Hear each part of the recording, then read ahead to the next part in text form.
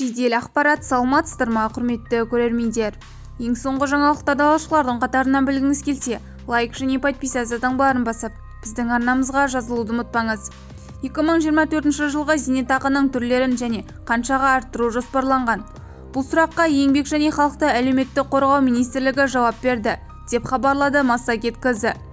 Ресми сауалнама берген жауабында жасына және еңбек сіңірген жылдарына байланысты зейнетақы төлемдері жыл сайын республикалық бюджет туралы заңда тиісті қаржы жылына белгіленген мөлшерде көтерілетіні айтылған.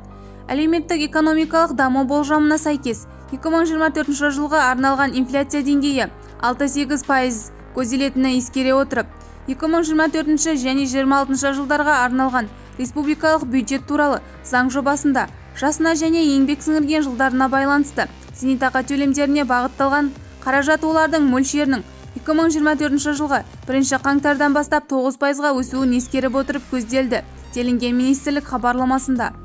Мемлекеттік базалық зейнетақы төлемінің мөлшері 2024 жылғы 1 қаңтардан бастап 7%-ға өседі. Бұдан басқа 2024 жылғы 1 қаңтардан бастап мемлекет басшысының тапсырмасы бойынша базалық зейнетақының ең төменгі мөлшері 60%-дан 65%-ға дейін, ал ең жоғары мөлшері республикалық бюджет туралы заңда белгіленген ең төменгі күнкөріс деңгейінің 100%-нан 105%-ға дейін артады, деп толықтырды Еңбек министрлігі. Сондай-ақ министрліктен 2024 жылы Қазақстандағы зейнетақының ең жоғары және ең төменгі мөлшерін ақшалай түрде жариялау сұралды.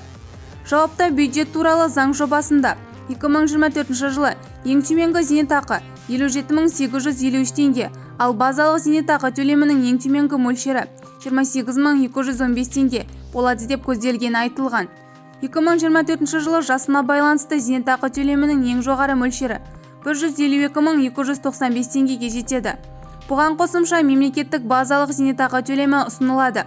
Ең жоғары мөлшері 2024 жылы ең төменгі күнкөріс деңгейінің 105%-ның, яғни 45.578 теңге болады.